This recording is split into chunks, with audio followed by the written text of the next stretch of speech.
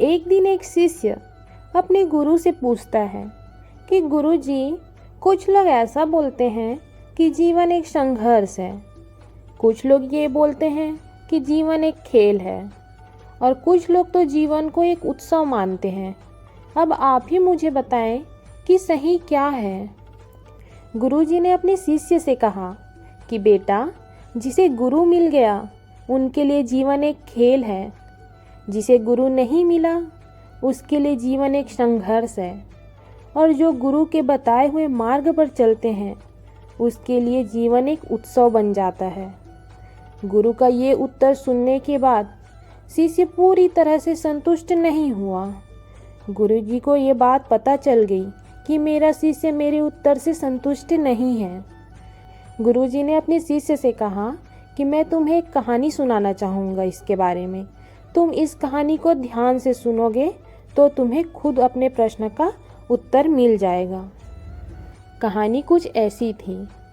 एक दिन किसी गुरुकुल में दो शिष्यों का अध्ययन समाप्त होने पर वो अपने गुरुजी से ये पूछने के लिए जाते हैं कि गुरुजी, आप हमें बताइए कि आपको हमसे गुरु दक्षिणा में क्या चाहिए। गुरुजी ने अपने शिष्य से मुस्कुराते हुए कहते हैं कि मुझे गुरु दक्षिणा में तुमसे एक थैला भर के सूखी पत्तियाँ चाहिए, क्या तुम ला सकोगे। वो दोनों गुरुजी की दक्षिणा सुनकर बहुत खुश हो जाते हैं और उनसे कहते हैं, क्यों नहीं गुरुजी, हम आपकी ये इच्छा बड़ी आसानी से पूरी कर देंगे। गुरुजी कहते हैं, अच्छा तो करके दिखाओ। वो दोनों बोले, जी जरूर, हम ये आसानी से कर लेंगे। दोनों शिष्य उत्साहपूर्वक चलते चलते एक जंगल की तरफ जाते हैं। उन दोनों को लगता है कि जंगल में बहुत सारी सूखी पत्तियां पड़ी होंगी, हम उनमें से एक थैला भर के गुरुजी को आसानी से दे देंगे। कुछ समय के बाद वो दोनों जंगल में पहुंच जाते हैं। जंगल में जाकर वो दोनों देखते हैं कि यहाँ पर तो सिर्फ एक मुट्ठी भर ही सूखी पत्तियां पड़ी हैं। ये देखकर दोनों बड़े निराश हो जाते हैं। वो दोनों ये सोचने लगते हैं कि आखिर इतनी सारी सूखी पत्तियां कौन उठाकर ले गया, और ले भी गया तो उनके किस काम आएगी ये सूखी पत्तियां। वो दोनों अब परेशान हो जाते हैं कि अब हम गुरुजी को कैसे गुरु दक्षिणा देंगे। तभी उन दोनों को दूर से कोई व्यक्ति आता हुआ दिखाई देता है।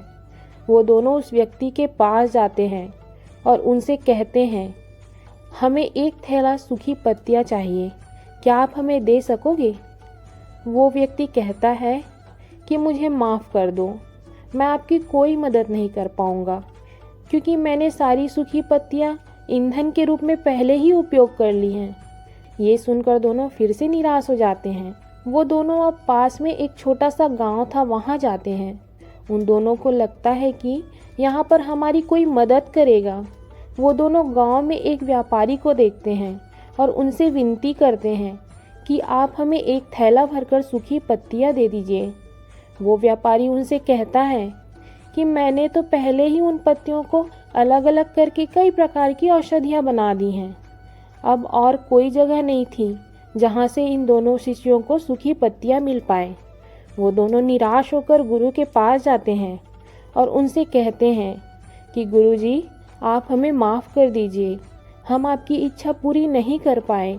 हमें लगा कि सूखी पत्तियाँ तो जंगल में सर्वत्र बिखरी हुई रहती हैं, लेकिन बड़े ही आश्चर्य की बात है कि लोग उनका भी किसी न किसी तरह से उपयोग करते हैं। गुरुजी मुस्कुराते हुए बोले कि आप निराश क्यों होते हो, सूखी पत्तियाँ भी व्यर्थ नहीं हुआ करती, बल्कि उनके भी अनेक उपयोग हुआ करते हैं। यही ज्ञान मुझे गुरु दक्षिणा में दे दो। दोनों शिष्य गुरुजी को प्रणाम करके खुशी खुशी अपने घर की ओर चले जाते हैं। ये कहानी शिष्य बहुत ध्यान से सुन रहा था। वो बोला, गुरुजी, अब मुझे अच्छी तरह से पता चल गया कि आप क्या कहना चाहते हो। जब सूखी पत्तियाँ भी बेकार नहीं होती हैं, तो फिर हम कैसे किसी व्यक्ति को छोटा मानकर उसका तिरस्कार कर सकते हैं। सभी का अपना अपना अलग महत्व होता है। गुरुजी ने कहा, हाँ बेटा, मैं तुम्हें यही समझाना चाहता था। हम जब किसी से भी मिलते हैं तो हमें उसे मान देने का प्रयास करना चाहिए, और इसी से आपस में सहानुभूति और सहिष्णुता का विस्तार होता है। और हमारा जीवन संघर्ष के बजाय एक उत्सव बन जाता है। यदि जीवन को एक खेल ही माना जाए तो बेहतर यही होगा कि हम शांत प्रतियोगिता में ही भाग लें और अपने निर्माण को ऊंचाई के शिखर पर ले जाने का प्रयत्न करें।